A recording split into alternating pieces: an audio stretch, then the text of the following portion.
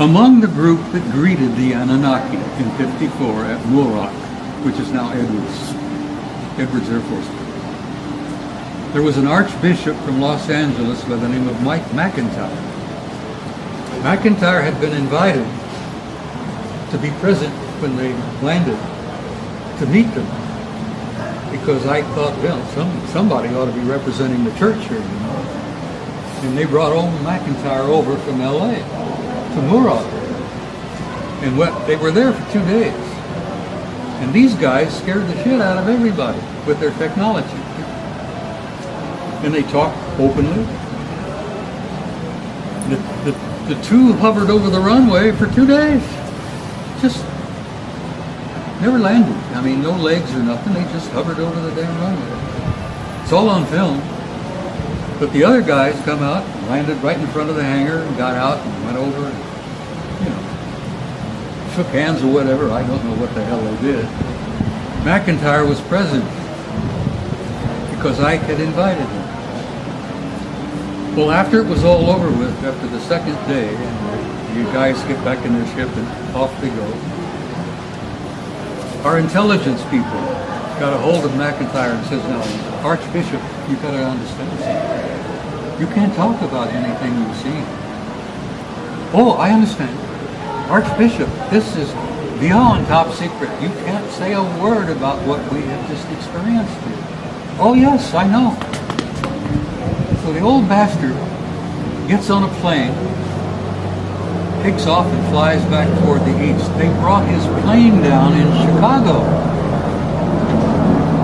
and said to him again, "Archbishop, we have to make you understand. You can't talk about any of this." "Oh, yes, I understand." So McIntyre gets back on his plane, flies to New York, flies to Rome, and briefs the Pope. Because his first authority, his first responsibility was not to Washington or the President or to the Constitution. It was to His Holiness. And the Pope he briefed was Pius XII. So CIV has existed since 1954.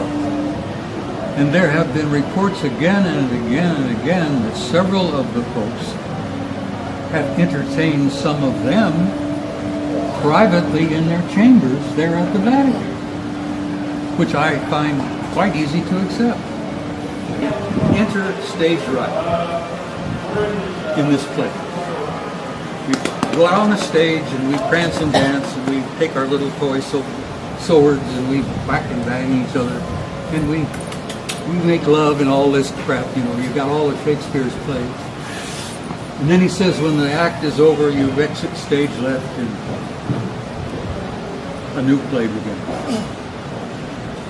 So what I have nagging suspicion is the 21st of December, we exit stage left. 2012, a new play is beginning.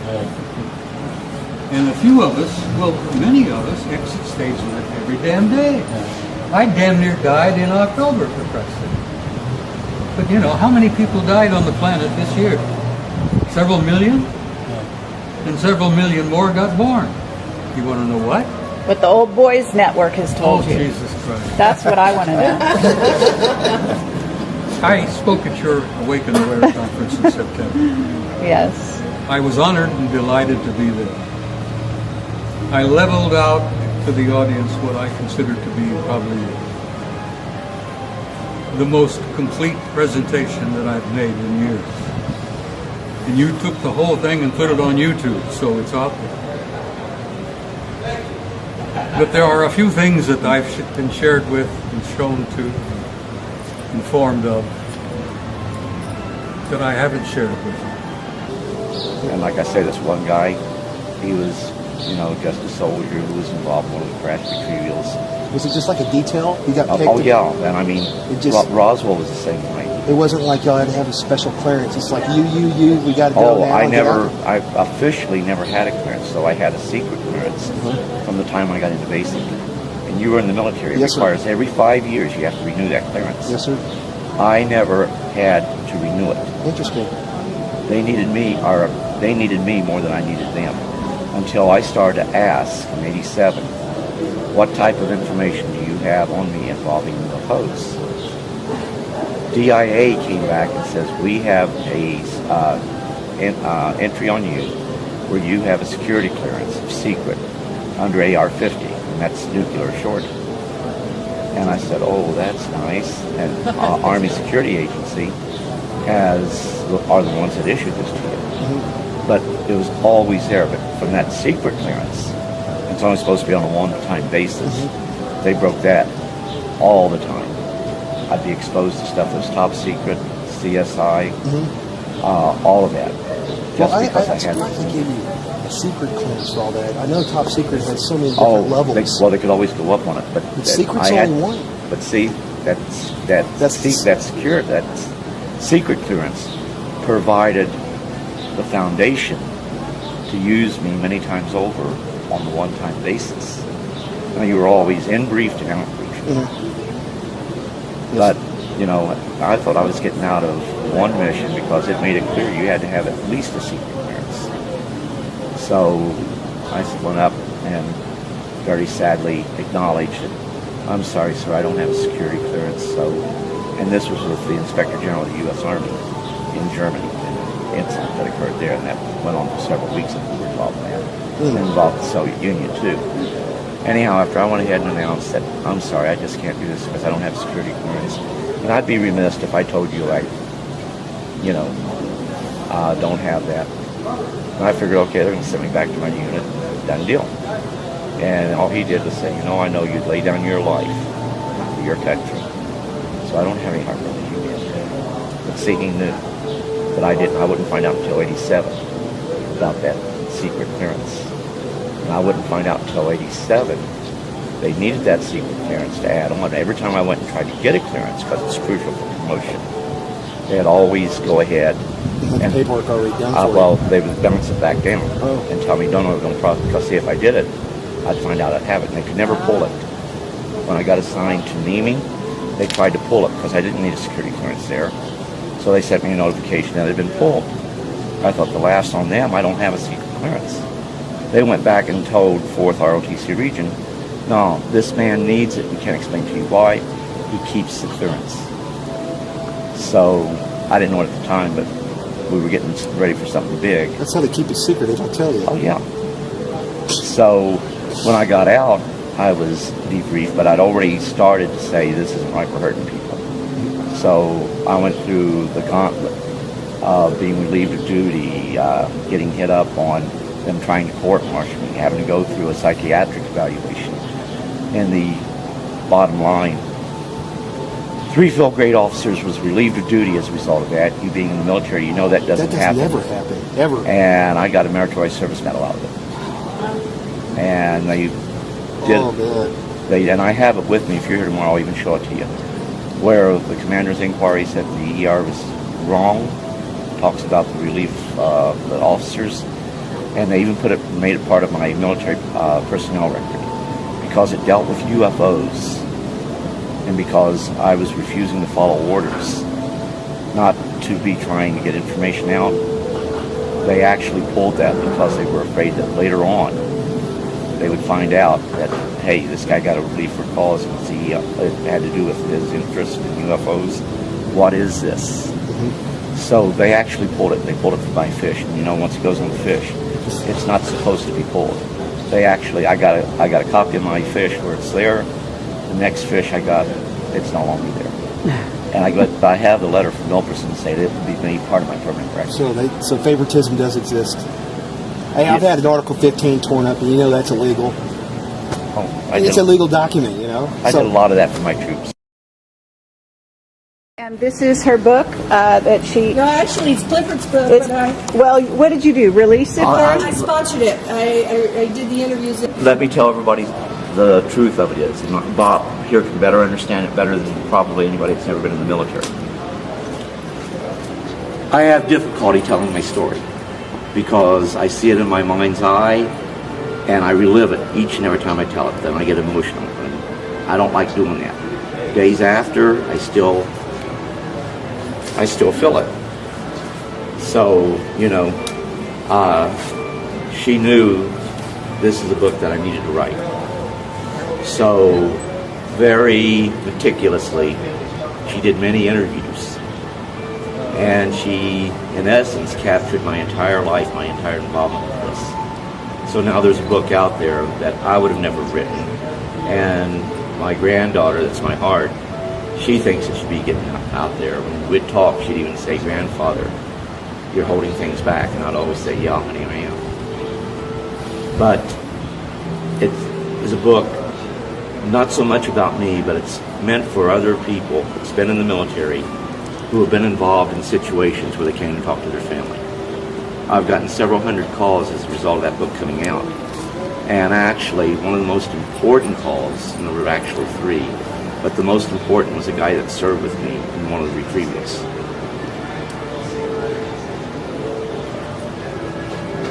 He kept it from his family. He never told them. But they knew that something happened and something was going on. And he would bring up the subject of UFOs from time to time. But he could never bring it up to his family. He bought the book, he read it, then he called his family together. And while he had his family there, he called me. And he said, "In Georgia, I was with you in one of these instances." And I said, "Well, sir, I regret that I can't remember people who was there because you never got to take names, you know." So I told him that there were a lot of people involved, many on one time. He says that was the way it was with him. Then he told me about something I did with a paperclip and a pair of tweezers. And the craft we were in started to rumble, and all of us were afraid, what's going to happen next? And I said, "I don't know." But he was the guy standing next to me, and "What have you done? What's going to happen next?" So the only way he could have known that was to be. So after he told me that, I realized. But he's not the one that wants to go out and talk about UFOs. He doesn't want to be involved with being filmed or anything. He wants, as my granddaughter says, a normal life. And this changes you, and it changed him. But he wasn't realizing he was changed forever by having that one experience. And people who have an event like this, it changes your life forever. But you need to tell your family. But then when you tell your family, it's how do you go ahead, get closure with your family. With this book coming out, he was able to show that it wasn't something. And I sent him a whole slew of documents showing where we've done other recoveries. So he finally got the family to accept what he was talking about as being a reality. Now whether he convinced them they were of extraterrestrial origin or not, I don't know. But they finally accepted, and he found closure. For the first time, it wasn't something that he believed to be true and it just didn't happen. He had closure. And that's what makes it worthwhile. So the book was actually written to help those people who are finding, they're not UFO buffs, they don't go to UFO conferences. So the end result is, who do you turn to? There's no one out there for them to turn to. By virtue of him seeing that book, he got closure. We turn to each other sometimes. That's it. Well, when you and I talk, we can talk openly because we've been there, we've done that. We understand where we're coming from. When somebody else is there, it's hard for them to understand. But when it's you and I, it's a brotherhood. It is. Very, very isolated brotherhood. Very, very few in And number. there aren't many others left. So. Nope. Not many others left. I keep saying goodbye to old friends every damn week. Well, you're going to be here for a long. Oh, shut up. As long as you're around, I'll hang around. Okay? You'll be here for some time. Damn, it's good to see you. Good. Hi, I'm Carrie Cassidy from Project Camelot, and I hope to go down as far down in the rabbit hole as possible at this point. You guys with me? You have to be careful, my dear. You go down the rabbit hole, you might not come out. I understand that. Okay. But being careful is something I kind of threw out. Yeah, I a know. long time I ago. know. All right? And, But let's- and from an old warhorse to another old warhorse, you should know what I'm talking about. I know exactly what you're talking about. Okay. So we're very happy that Bob Dean has survived his ordeal in, what was it, October? October the 1st? Okay. Yeah, after your conference in September in Orange County. 10 days after that, I'm in intensive care, in a coma, in a hospital here in Phoenix, with viral meningitis, of all things. My doctors called my son and my wife and said, look, we don't think he's going to make it. Because of his age, 82, meningitis is pretty well fatal. And they gave the word that they didn't expect me to go home. And my son and my wife sold my old car while I was in the hospital. Haven't forgiven them for that. And I died, sweetheart. I literally died. I was out of body. Okay, and I believe you came back for a reason. I went home. I really went home. I've been out of my body several times over the years in the military, in combat. But I went home, and I was glad to be home. And I ran into a couple of dudes on the other side who says, no, you're not staying here. You got to go back. And I says, no, I don't want to go back. I'm finished with that mess down there. I want to stay here. And they said, no, you haven't finished. You got a few things yet to do. So get your buns back there. Next thing I know, I wake up in a bed in a hospital, and they're giving me injections, and they're taking blood, and they're giving me meds, and good Lord, here I am, sweetheart. I'm still here. I'm as ornery as ever. That's right, you are. And I came back for some purpose, and I'm not sure what it is, but I'm here. Okay, and we're going to try to discover that purpose right here and right now. Clifford, you're part of it. You're a contactee, and we did an interview with you years ago, and I've had a lovely conversation that I recorded yesterday between you and Bob. Very brief, but lovely nonetheless. And you are an intuitive, and I can relate to that. And we had a lovely conversation many years ago in Roswell. I remember, ma'am.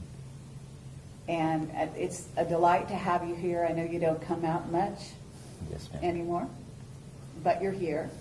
And you are as eloquent as ever, I can say. Thank you. And the two of you are, talk about two guys who have very smooth tongues, smooth talkers, both of you.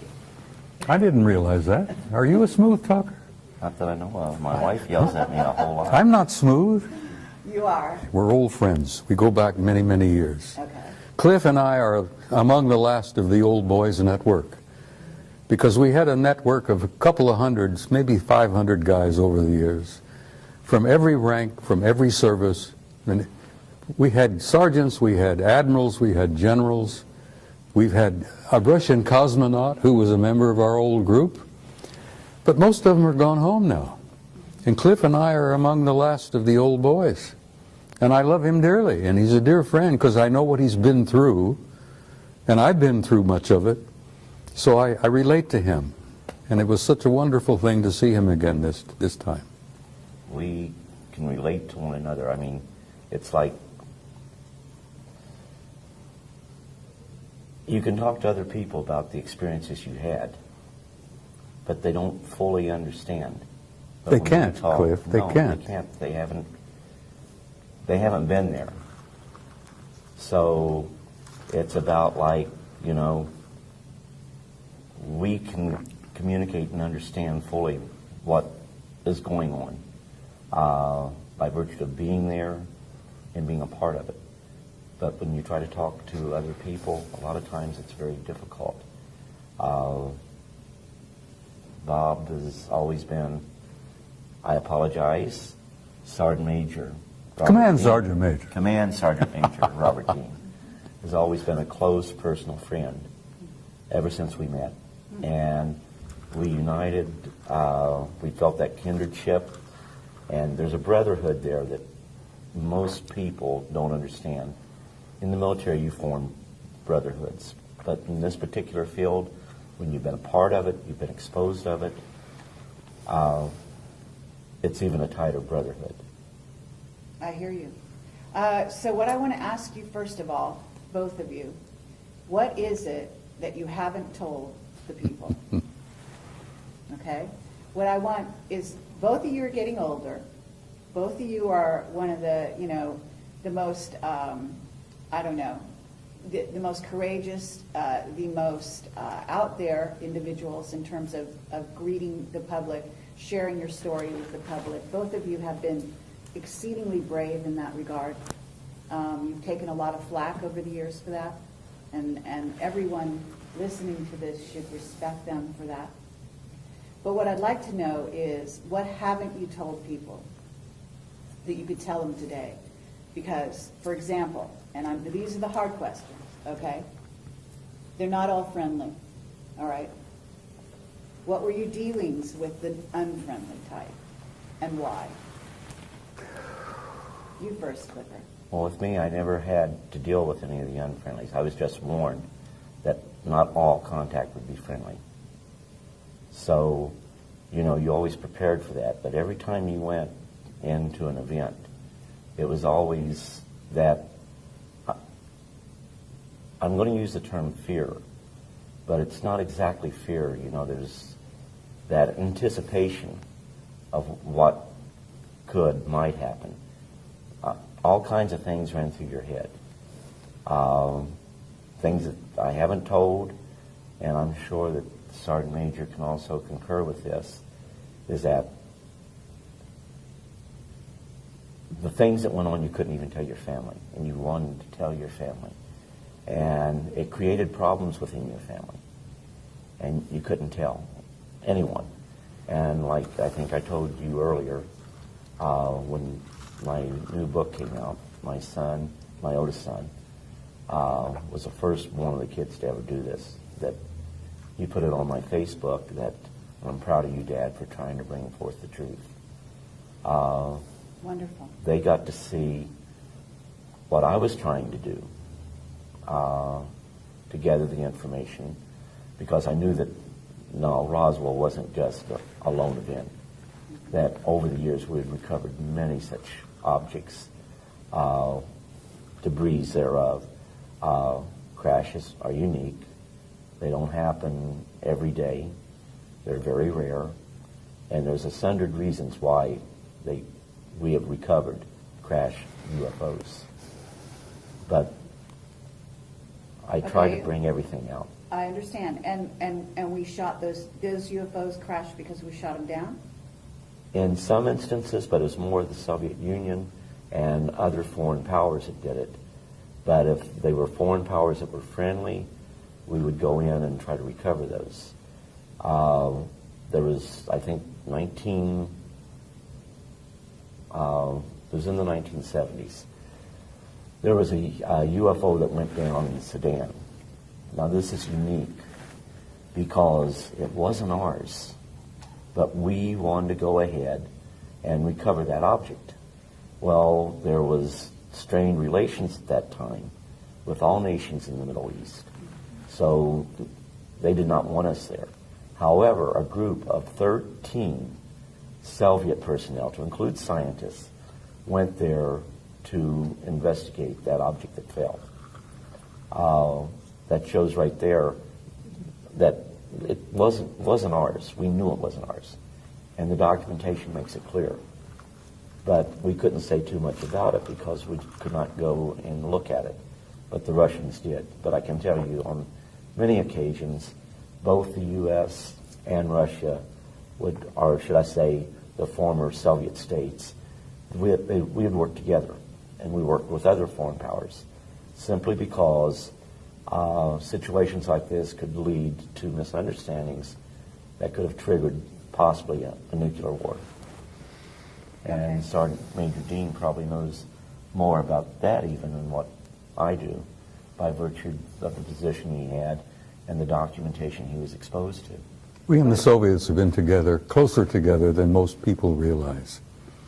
We and the Soviets have been working side by side on this particular issue since before the Cold War, for God's sake. Now, the Cold War, as many of you remember, many of you older people will remember, was kind of a construction that was made up by Soviet leadership, American leadership, to convince the world that we were antagonistic toward each other and we were going into a nuclear war. We and the Soviets have been like this from the very beginning of this matter, particularly involving them. Okay. So, and even today now, here we are, we don't have a space program of our own publicly, we're paying the Soviets, what, $500,000 a pop just to get one of our astronauts to the space station, for God's sake. So we and the Russians have been pretty close together for the last 50 years on this alien matter. And why is that? You know? Because we recognized from the very beginning that it was us versus them. And we didn't realize back in the beginning that they were made up of not only malevolent guys out there, and there are some of them out there that don't like us at all. They're not purposely malevolent, they're not hostile, but they don't like the human race, and they don't give a damn whether we survive or not. Thank God we have good friends out there that do care about us, that are related to us, who want to see us survive as a species. What is the threat? In other words, first of all, you know they've done abductions. We know that they allowed them to do abductions. And yes, some of the abductions are positive contactee experiences, et cetera, And some of them are painful. and depends who it is. But they also had an agenda. And one of those agendas is to create a hybrid race. They're harvesting Humans us are on it. already hybrids. We made an agreement with them, 1954. We would allow them to continue to harvest our genetics. And we traded that for technology. We also traded a lot of our gold for that technology. I was telling someone the other day that I'm remote viewing Fort Knox and it's half empty because we've given the Anunnaki enough damn gold that they've given us anti-gravity, they've given us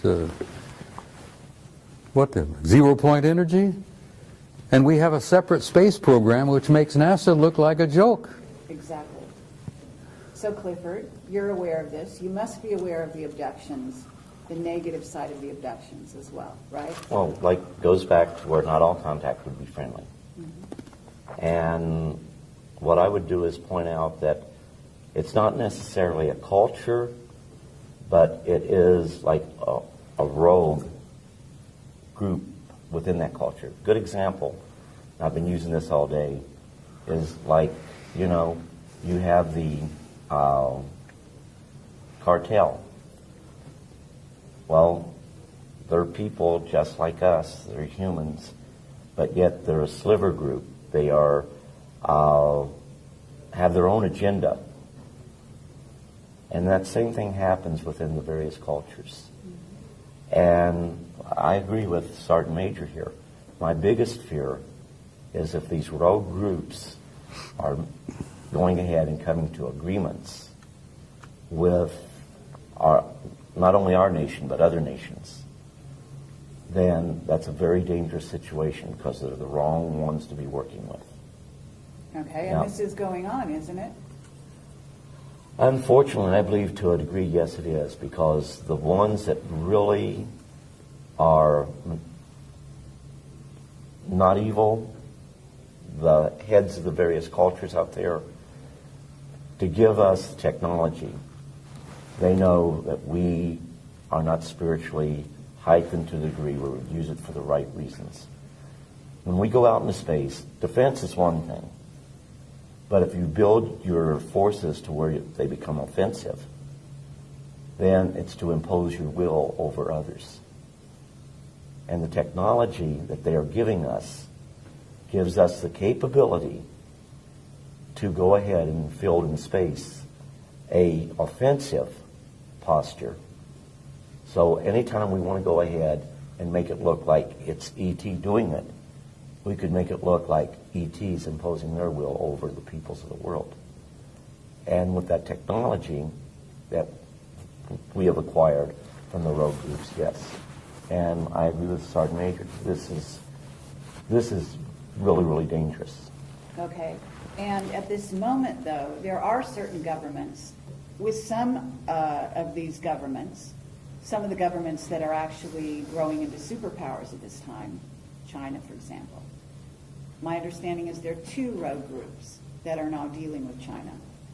And at least one of those groups is, quote unquote, some relatively new guys that have come on and given them some new technology. Do you know about that? That very well could be the case. When I got out, they'd cataloged 57. That doesn't mean that that's all that's out there. Edgar Mitchell believes that there may be literally hundreds of thousands of civilizations out there. Okay. And what we have right now is the fact that on this planet, which Sergeant Major made a very good point, that there are some that are hostile and look really down on us. When I state that, we have rogue nations. And some of those rogue nations are very much a threat to the tranquility of the world. And if they achieve the technology we don't want them to achieve, then they could very well be the very forces, unknowingly, to start the total annihilation of the earth. There are governments out there that are also being contacted. Just as individuals are being contacted, governments are being contacted, are they not? Yes. Okay. And so this kind of dynamic is, we don't just have a political situation that could become unstable with, say, Iran or North Korea or China or Pakistan, but the idea here being that they may be making agreements with some off-world visitors that the ones we made agreements with, the U.S. that is, don't get along with. And there's also issues within the U.S. itself, within the U.S. military. The Army has got one group that they're talking to. The Air Force is talking to another group. And the Navy is talking to another group. Isn't that right? Yeah, but you only have a small nucleus of people who control all of the information. And it may not be military personnel that is doing this. And it may not be your elected officials. Sure. And that's a scary situation. Okay, and that's also true. We've got a military right now in the U.S. that's very discontent. And Bob, you can speak to this as well. You've got a son who's been working for these people. He must hear all kinds of things. And they're being told to do certain things that they know is not in the best interest necessarily of the United States, for example. Is that right? Let me tell you something. It's not easy to say that there are the good guys and there are the bad guys, and we're in the middle. That's true to a certain extent, and it's been true for the last 10,000 years, but it isn't particularly true today, because a third party has entered the game. An advanced culture, God knows who they are and what they are, but they're higher in the what they call it, the hierarchy. These guys at the top of the hierarchy are primarily spiritual in nature, and they have intervened. And they have said, listen, we've had enough of this bullshit where you've warred among yourselves, you've had these clan disagreements and blah, blah, blah, blah. This family and that culture and that group, that's going to cease. Because the human race has been in the damn middle for so long now that they've reached a critical point in their evolution and their development. And we're going to have to see that the human race survives and makes this awkward, painful transition into a new race, into a new species. And this higher element, this higher spiritual element in the hierarchy has intervened, and they have literally said, Carrie, knock off the bullshit. We're not going to have any more of this. There's not going to be any more planetary wars. We've had enough of that. We've lost too many millions of people over the years. We're going to control this carefully. We're going to give them an encouragement. We're going to give them an opportunity, and we're going to assist them to make this awkward transition into a new race. Now, the only reason I'm hopeful now, when I used to go through this, I was very depressed and very cynical, because I'd seen so damn much of the knockdown, drag-out brawls, not only among our own people, but among some of these guys. And then I found out that there is this third party now that's involved, that couldn't care less about the clan disputes and the family disagreements and all that. All they care is to see that the human species makes this awkward transition into a new race and can reach out and take our rightful place in space and go to the stars where we belong, for God's sake. But that's their intention. That's what you've been told they want to do, because you were taken off-world by them. Yes, I was, and they've given me encouragement. Okay. And they've showed me the future, Carrie, and the future is glorious. We are going to make it, And we're going to look back at this awkward period, this blackness that we've been through for the last century or two, and we're going to look back like students of history and say, my God, look what they went through. Look what they did to each other. We're going to look back from the future into this particular time and place, and we're going to say, how in the world did they pull that off? Here they are killing hundreds of millions of people in these wars, butchering each other. This has got to cease. We can't let that race off the planet until they evolve and grow and mature where they can be safe. Okay, but Bob, that rationale, when you've got these races, off-planet races, who have been warring with each other for eons. So maybe there's a new guy on the block. Let me tell you maybe something. That new guy is orchestrating things here. But actually, I'm going to sit over here and I'm going to be suspicious of even Well, that new guy. it's all right to be suspicious, and I know where you're coming from. Childhood's End? I was talking to Joe Farrell not too long ago at another conference, and Joe Farrell has written The Cosmic War. And The Cosmic War is a true story of a war between interplanetary intelligences. And they literally damn near destroyed each other. They destroyed a planet beyond Mars, for God's sake, in our own solar system. But that crap has got to cease, and I have had the opportunity to meet guys from the higher level who said, we're not going to allow that to happen anymore. We're going to give you a chance to make it. And the only reason I'm hopeful, and I told you this privately earlier, is that I have seen the future, and there is a future for the human race, and it's beautiful. Okay, and I appreciate that, okay, and I would agree with you. And I think a lot of people listening to this, who will listen, will agree with you. That's why we're all here. That's what we're working for. But the work is still to be done. And what I want to do is keep eyes on the ground right now. And I want to talk about the idea of what's right before people, because this is 2012. We're going into 2013, and some of these years are very crucial years. Okay, as you say, these are going to kind of be the years in which the transition happens. So It's happening right now. Exactly. So what I want to talk about here is, first of all, yes, you have a lot of bad kids in the class, okay, and those involve the Illuminati, some of whom are basically being run by certainly groups of reptilians, certainly a group of Anunnaki that may not have our best interest in mind. They'd like to clear the planet. They've got big plans, and they've been working on those plans for a very long time. And both of you must have been face to face with that agenda. Their agendas exist because they exist. And they've had some of their own personal agendas for eons of time. But their plans for our future don't mean diddly squat, because there are these higher developed cultures out there that have now intervened, and they're going to see that the human race is going to be allowed to make it. Okay, and you've said that, and I agree.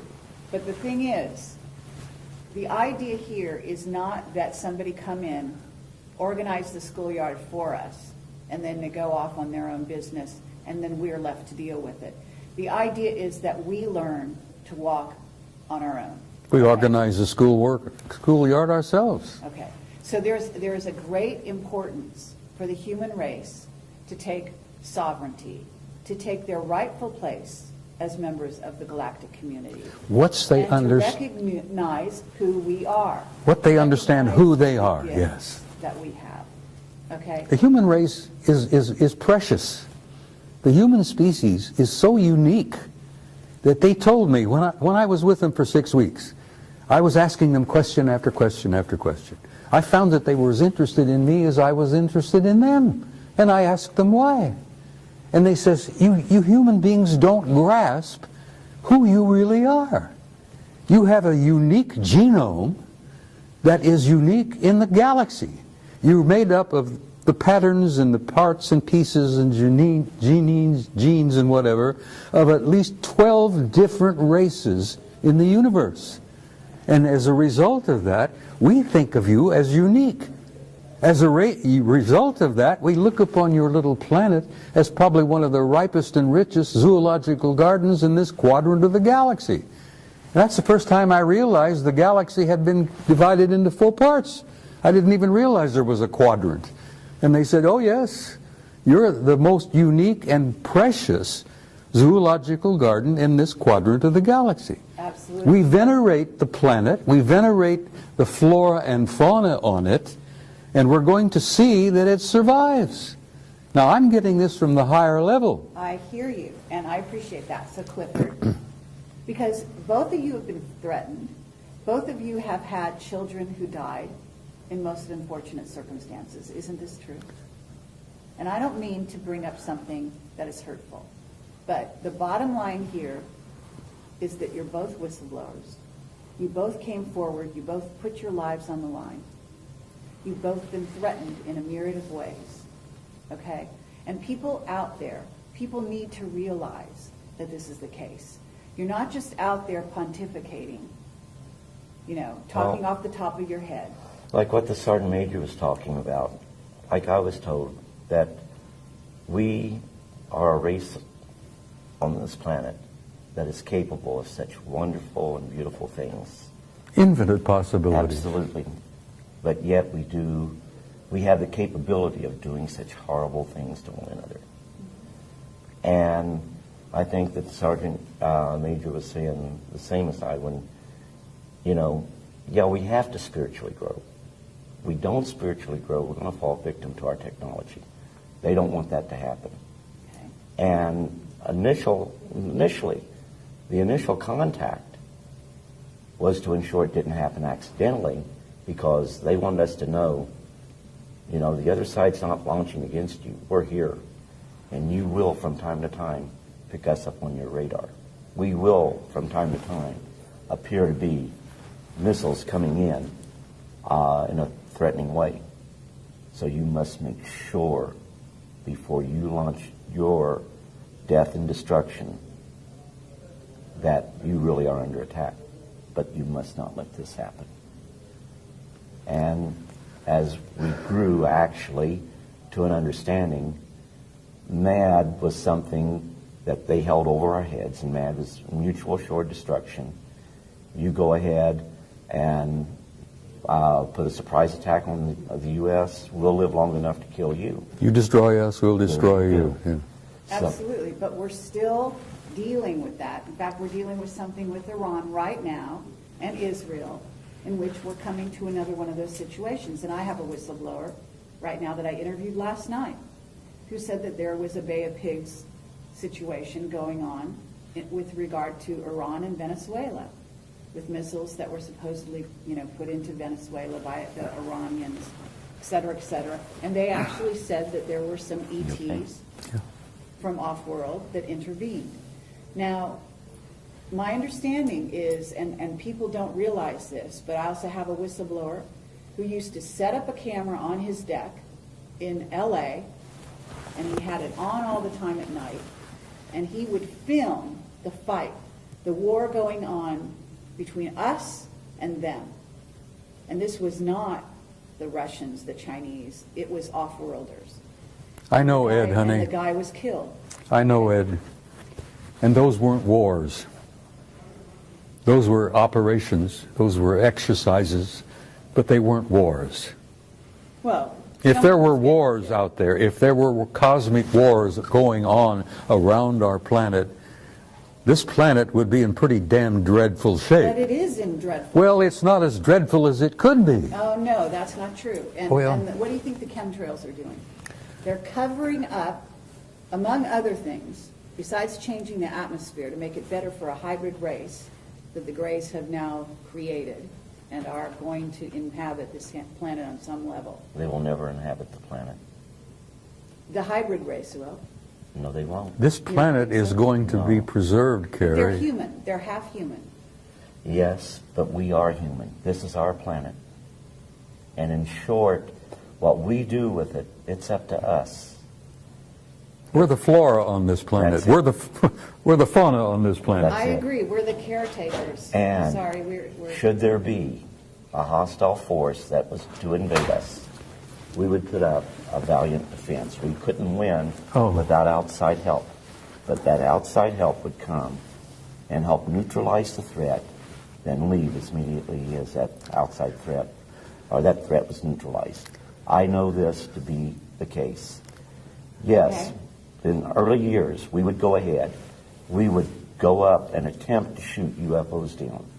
July 26, 1952, an actual order was given to shoot down UFOs. They revoked it damn quickly, didn't they? By 5:30 that day. You damn right they did. The Soviet Union to this day still directs UFOs, or directs that their pilots will fire upon the UFOs. It's a big, big mistake. Absolutely. And they've lost planes as a result of that. The British did a report in 2000, December 2000, that talked about how little knowledge we had of what the British or what the Russians did as far as the UFOs that were over there. In December of 2000, the British released a report, and of course people say, well, the British went ahead and said there was nothing to UFOs. The report doesn't state that. The report even goes ahead, talks about radar sightings, about aircraft sightings, and even about possibility of some crashes of our aircraft occurring, their aircraft occurring, because of UFO sightings. They know, and they put this right in the report, that the Soviets make attempts to shoot down UFOs and have lost aircraft in the process. And I have a copy of that entire report. Okay, but if we're working, you know that our government has got alliances with some of these groups. Some of them that are not positive.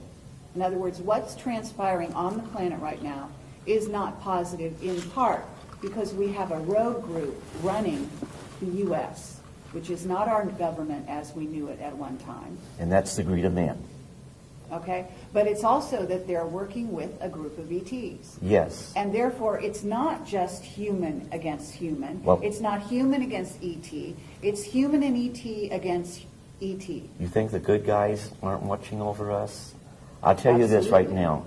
You have people on this planet that aren't what they seem to be. That's right.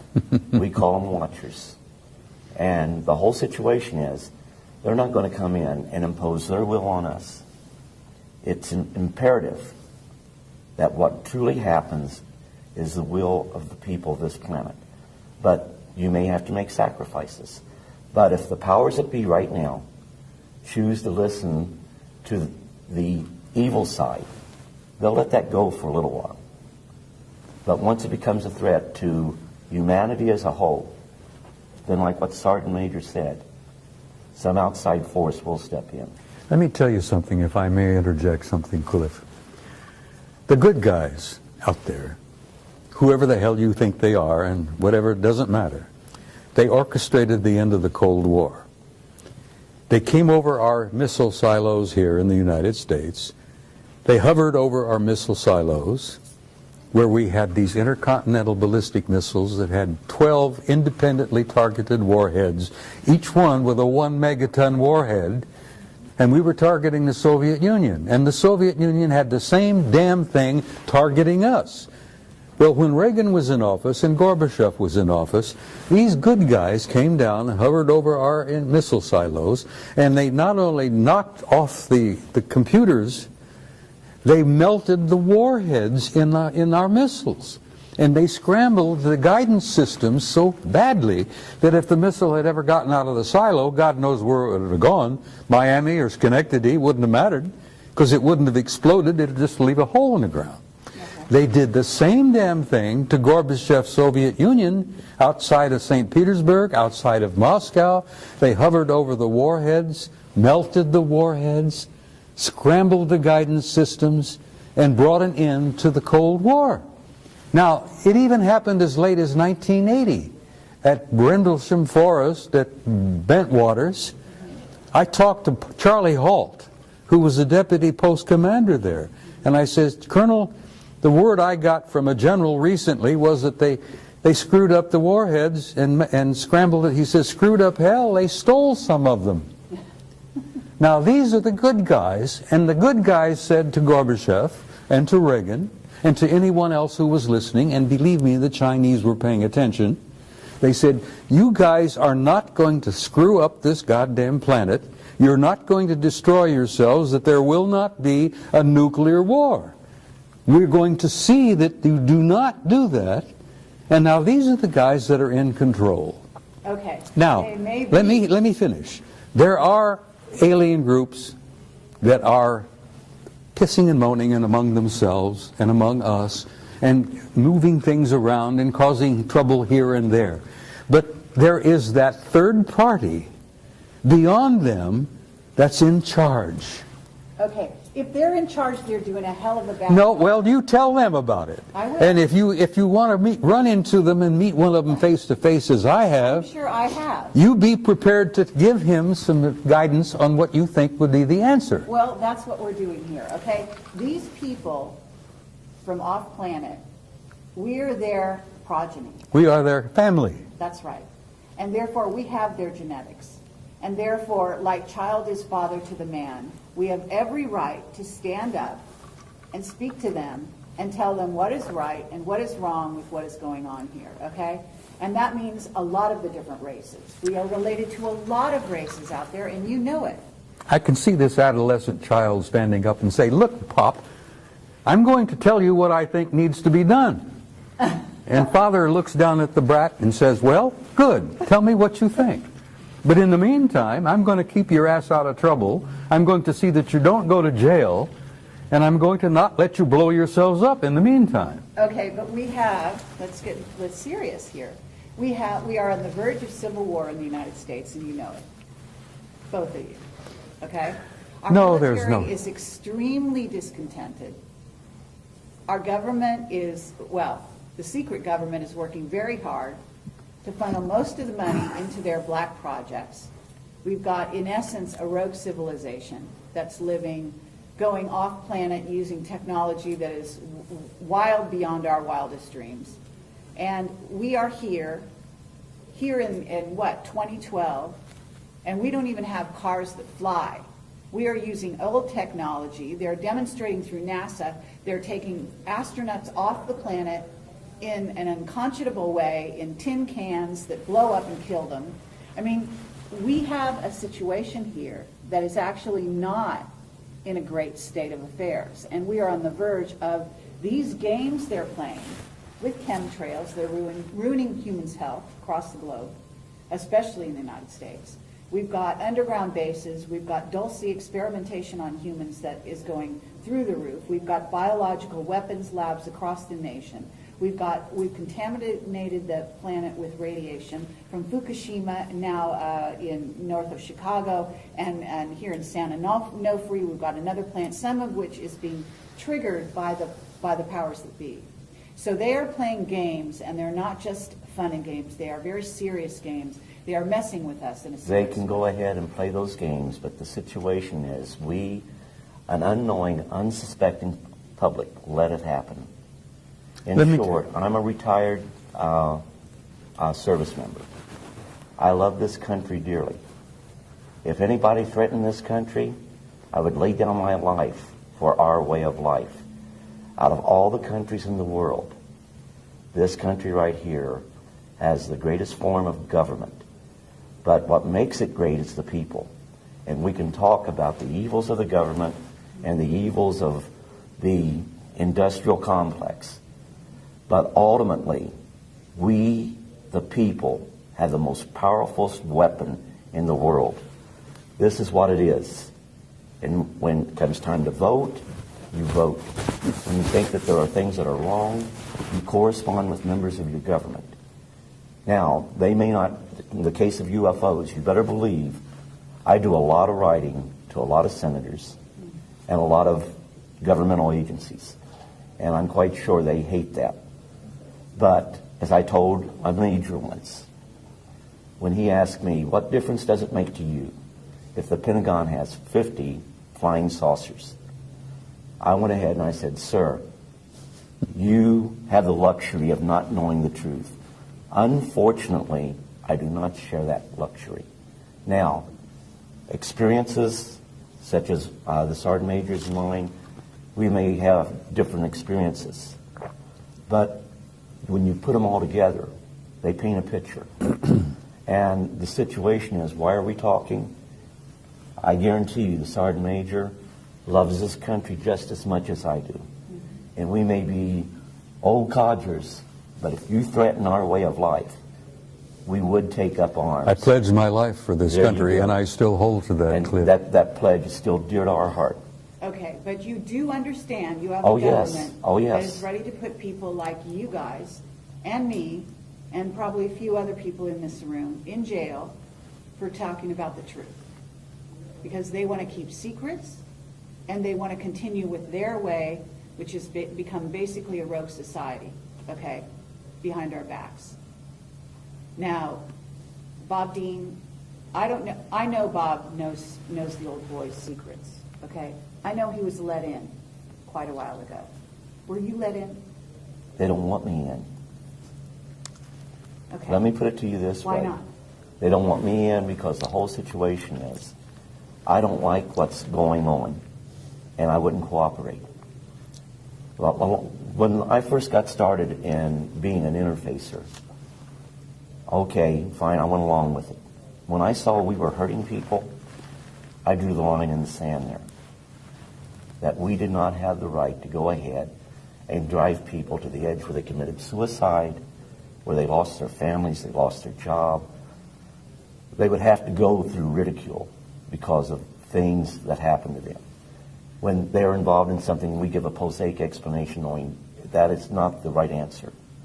And I said, no, this isn't right. I have a moral obligation to go ahead, throw myself on my own sword, no matter what people thought of me, no matter if they thought I was crazy, thought I was lying, didn't make any difference.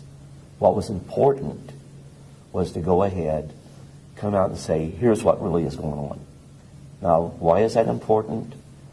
Because it goes ahead, hopefully, and I had one experience with that since my new book got out, and gives people the courage to say, this is what happened, at least to their families. And they owe that to their families. At some point, they will go ahead and start thinking, we need to come out and talk too. That's right. And, you know, it's got to start somewhere. Okay. So they didn't let you in their old boys network, and yet you were an intuitive. You must have had intuitive knowledge. You were used to contact, to deal with any survivors, isn't that right, in the craft? And so you have a unique ability. So with that same ability, you have the ability to see beyond the facade with the old boys. So although you weren't let in the way he was let in, you still know what he knows. Isn't that right? I'd agree. Okay. Bob, they let you in. Why I've been did on they the let you inside for many, many years, honey. And I've been a maverick. in? Yes. I started off Thank God. quietly, keeping my mouth shut. I got along just fine. Then I became pissed off. I got angry. Has nothing to do with courage. It's anger. I got angry as hell, and I'm a command sergeant major retired, and you don't piss me off and push me too far, because then I start pushing back. So I ended up becoming a threat. Then I became a nuisance. And I've learned since that I am now an asset. But The that's- reason I'm alive. You played their game to some degree. Well, I played it along to a certain point, and then I reached the same point that Cliff reached. I said, I'm not going any further with this. I saw too many lives ruined. I saw careers ruined, families destroyed, people committing suicide. I saw things, honey, that would curl your hair. And I said, I've had enough of this shit. I'm going to tell the goddamn truth, whether they like it or not. And that's when they threatened my ass. They tried to take my pension away. They harassed me with black helicopters and black SUVs, phone calls at 3 in the morning. I went through the whole 9 yards until I fought back. I says, I'm carrying a gun. I'm a marksman. Don't push me too far. I'm going to start shooting people. And you realize they walked away and backed away from me and left me alone? And here I am, 2012, 83 years old, ornery as ever, and I'm speaking to you with honesty and from my heart. Okay. But you have friends in high places. Yes, I do. A few of them are still around. Most of them are dead. Clifford does as well, and I know I do. Look, I've known some of the guys in MJ-12, honey, personally. I'm sure you And have. most of them are dead now. I don't know who the new crowd is because I've been out of touch for quite a while. Okay. But they still exist, and they're there. You call them the black government, you call them the secret government, doesn't matter what you call them, they're there. But they're still messing with people. Oh, they're messing with people. Look, you got the Trilateral Commission, you got the Council of Foreign Relations, you got the Bilderbergers, you got all those guys. You call them the Illuminati. That doesn't matter, doesn't mean shit, you know. You call them anything you want, but they exist. But there are powers beyond them. Great. And they don't like that. I understand. And they don't yet have come to terms with the fact that they can push the human race, the American people, whoever, just so far, and that third party is going to intervene in a big way. Okay, but what we do is equally as important as that. Of course it is. Okay? What the people out there listening to this, and the reason we're having this conversation is to reach those people, okay? To get those people to get involved, to get them to realize that there is a war afoot. I want people to wake up, Carrie. I don't speak publicly anymore. I don't travel well anymore. I'm getting old and I'm getting tired. And my patience has been stretched to its limits. And I don't have a lot of patience anymore. And like my dear friend Robert there, I get to a point where, God damn it, I'm going to stand up and raise holy hell. I'm going to be a command sergeant major again. I'm going to take names and chew ass. Okay. And I'm going to do that till the day I die. I hope so. And I damn near died in October. But I have good friends in high places, no pun intended, who brought me back and told me that I had to come back because I wasn't finished yet. And part of what I had to do when I came back is sit with you in an interview and tell you from my heart what I've seen, what I've learned, and what I leave with the people on your film is I want to leave them with hope. I understand. With all the darkness and all the blackness and all that bullshit that exists out there, there is hope. Absolutely. There is a future for your kids and your grandkids and your great-grandchildren, and this human race is going to make this transition, and we're going to survive this transcendent transformation into a new species. And we're going to the stars, Carrie, where we belong. We're going out there to take our natural place in that infinite community of life. Absolutely. And that's the only thing that makes me feel that life is worthwhile. Because I know, having seen their future, and they have shown it to me, that it is glorious. And I wouldn't be sitting here talking to you unless I believed that in the depth of my heart. And I want to leave that with your viewers. You've done so. That there is a future, and it's glorious, and there is going to be a tomorrow. And dispense with this bullshit about doomsday, because every time some poor human being on this planet dies, it's doomsday for him. But that's not the end of life. That is true, but we need to handle a situation that's going on the planet right now that requires human beings to not just We have to wake up, participate in it. We have to but they participate have in to- our They salvation. have to participate through consciousness. Yes. Okay? And they have the ability, because we are, again, their progeny. We have those powers. We can fly. We can do anything we want to do. We can create reality. We can destroy reality. Honey, the human spirit is infinite. We have power we haven't even dreamed of yet. That's right. And once we realize who we are and what we are, and we start expressing that power, there's no end. We can change anything. Okay, so what we want people to do is we want to educate them, we want to wake them up, and we want to give them the tools by which to change their reality. And that's what Now, you're doing with these films. That's exactly right. Now, Clifford, Well, I'll back up the Sergeant Major in that we got enough going on out there that's talking about, UFOs are here, they're hostile, we're on the end of their food chain. They're going to take us over. There's nothing we can do about it, but we thought you should know. If that was my message, I'd say nothing. But like the Sergeant Major, I want my message to be a message of hope and for us to look and build towards a brighter future. And by us spiritually growing, we head in that direction. But it's going to take time.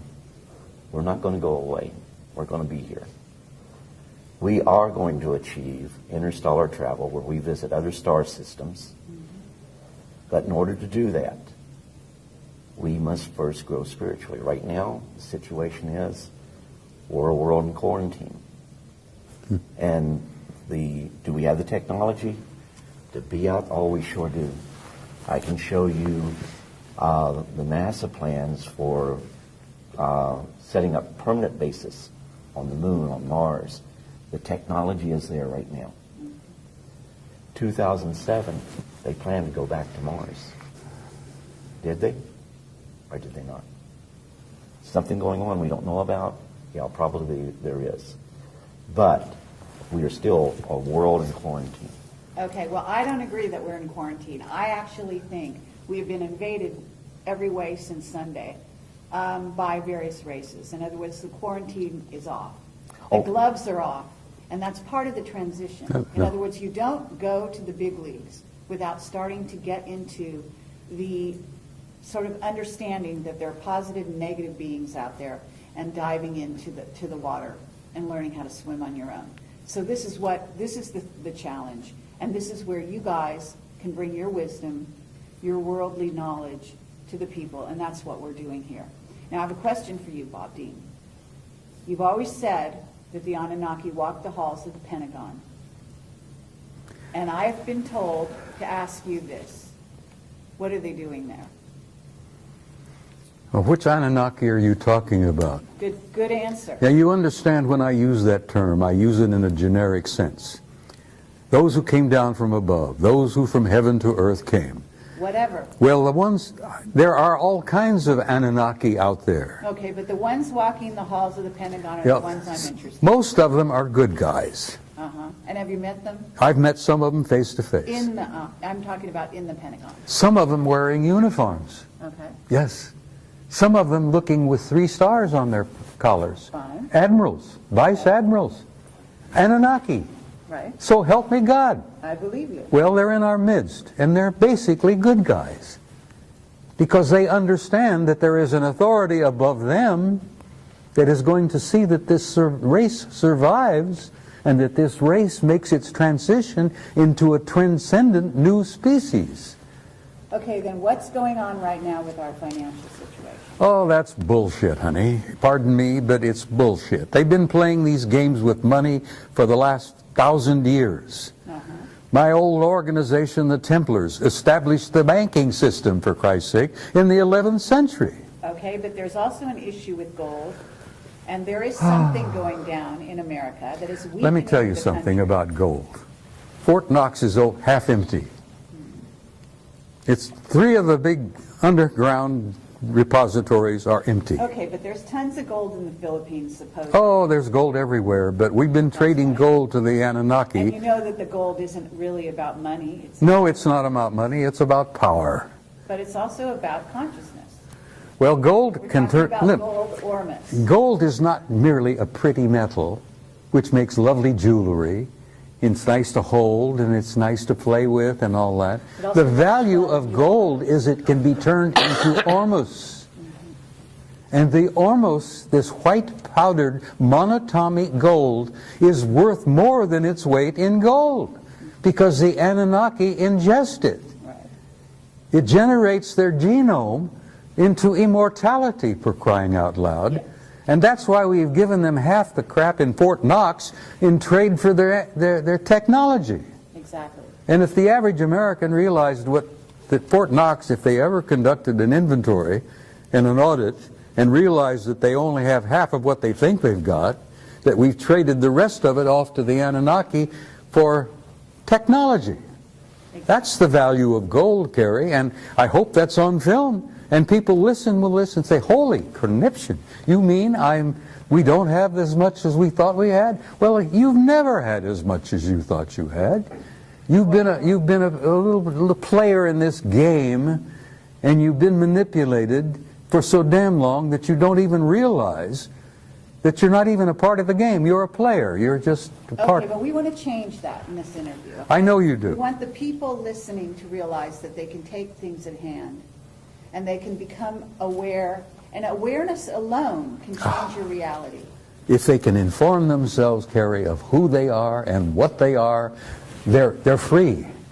They are free. They don't have to worry about this garbage anymore. And they will not be allowed to be manipulated anymore by these other assholes out there. Pardon my French, I'm sorry. I'm an old command sergeant major, and I sometimes lose it and use old infantry terminology. But once the average guy out there realizes who he is, he's free. And I hope that your viewers see that and remember that of all things. And like what I said, told you before, let no one live in your mind rent-free. Make sure of your facts. The biggest problem I have documents. And everyone tells me they don't mean anything. Well, you know what? The Constitution is a document. And if you don't read it and understand your rights under the Constitution, then we lose those rights. There is no right more sacred than that right that is lost.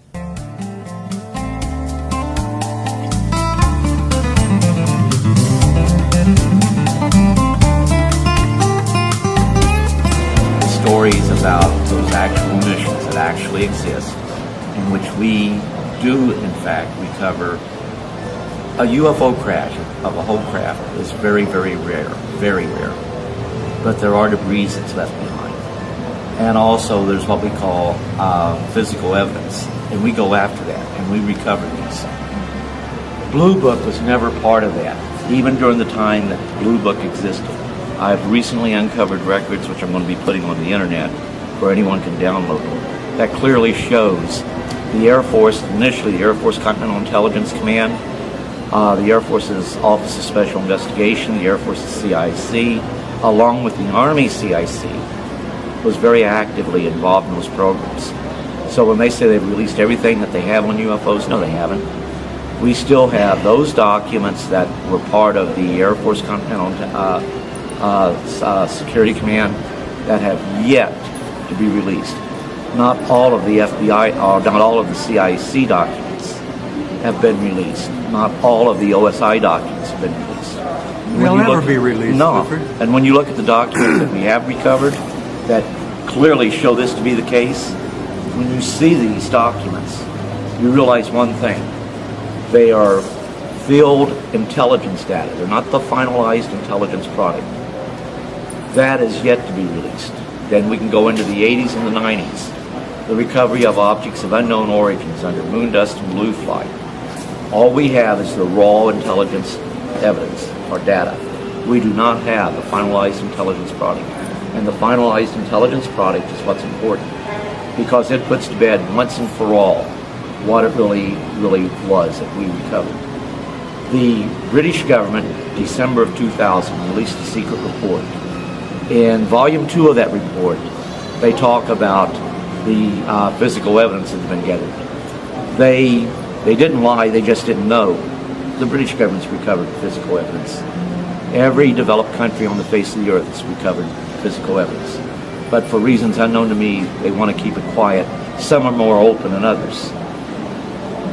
But the British government criticized, excuse me, in volume 2 of that report, the United States Air Force, as to why the Air Force hasn't released the documentation explaining the metallic objects that they've recovered, the metallic substances that they've recovered, and putting to bed once and for all the extraterrestrial hypothesis.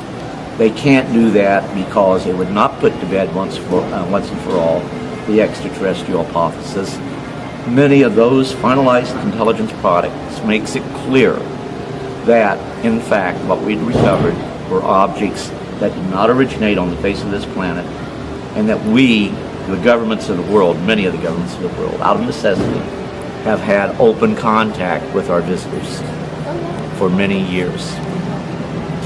One of the biggest secrets, Cliff, and you know this, is that so much of the hardware that we recovered was not just UFOs. Some of the ships we recovered were time ships. Well, absolutely. Because when you travel in space, you travel in time. And most of the hardware that we've got, and that really blew our minds when we realized that those things were designed to travel in time. And as I said to some of the people here this afternoon, I'm still trying to come to terms with that. I need to send you some CDs. That they can manipulate time as well as manipulate matter. And I'm an old-fashioned old fart, and I'm still having problems wrapping my brains around that. But Bob, you know why that is? The technology is so far advanced that we Cliff, see it as it's a magic. million years ahead of it. And then some. NASA will tell you in their advanced, I don't know how many of you people are aware of it, but in 1995, NASA said we're never going to get to other solar systems by using conventional rockets. So they asked for scientists to think out of the box. And many of the scientists started to think about exotic propulsion systems, antimatter drive, teleportation, traversable wormholes, and I assure you I have the documentation. If any of you are in Roswell, my door's not closed to anybody. You can come over there and I'll be happy to make on a CD copies of those reports that they have. And now all of that, to some people, is commonplace. Mm-hmm. And if you have, we've known for a long time, if you have an interstellar conveyance, which is a spacecraft capable of flying from the Earth to another solar system in a reasonable amount of time, you actually have a time machine. Case in point. I won't go into detail how I know this, but you have a planet that is 100 light years from planet Earth. They decide to visit planet Earth. It'd take light 100 light years, or 100 light years to reach us from that The speed star. of light takes 100 years. So the whole situation is they can do it in real time in an hour and 40 minutes. That's traversing what we call space-time. So when they get here, they're seeing the light from their planet 100 light years prior. But you can also travel in and out of different space-time continuums, for lack of a better term. And you can actually view things that have happened in the past. And a lot of times, you may even experience this. Like, you can't shake the feeling you're by yourself, yet there's someone else there. There's someone watching you. That could very well be a person that's from the future observing you in the present. So the time travel, the one thing there's a natural barrier. It's going to keep us from getting that stuff. So we develop a time machine before they do. You mess up the entire space-time continuum if that was to happen. So God in His infinite wisdom ensured that would not happen. However, that doesn't stop you from going back and observing. But there's also a great desire not to do anything to change the future. You only can change the future in the present. If you change the future, you create a whole new universe. Another timeline. But that's what they're working on, aren't they? They're working on that's very dangerous. I'm borrowing liberally from Randy Rooney, who that was one of his favorite sayings. That society is willing to believe the facts when they're presented with the facts, but only if the facts already agree with what they believe. So, and it holds very true in the UFO field. Okay, so you've seen ships from the future. What do the ships look like? You asking me or Clifford? Both of you. There are many, Bob, many, if you're prepared many, to tell the many truth kinds about this, like, I'm listening. we have many types of aircraft, and we have many societies that are visiting us. And you can't think of it as being aerodynamic aircraft frame. The circular, the common circular saucer shape, they have that. They have the blade shape. They even have the cube shape. They have the spherical shape. They have mothers out there 5 miles long. Yep. Oh, yeah. What about the plasma ships, though? The plasma ships can take it in any form they wish. Right. In any Because- time they wish. Yep. That's what's so difficult for many of our scientists to come to terms with. We're not talking about distances. We're talking about time. And when these guys come here, they're coming into their past to visit us. Because some of them are a million years ahead of us. But you want to be careful about that, because can you imagine going back in your past and, oh no, my grandparents or my ancestors did this. How do I cover this up? Yeah, I come from a family of racists. And that's not easy for me to come to terms with. My old man, my father was a racist. Well, I had to pay $500 to have the Catholic Church look up my lineage. I had to pay them $1,500 to keep quiet about it. Kidding. Well, Wait. Check to the Vatican, did you? Absolutely. Oh, Jesus. I guess they'll figure it balanced about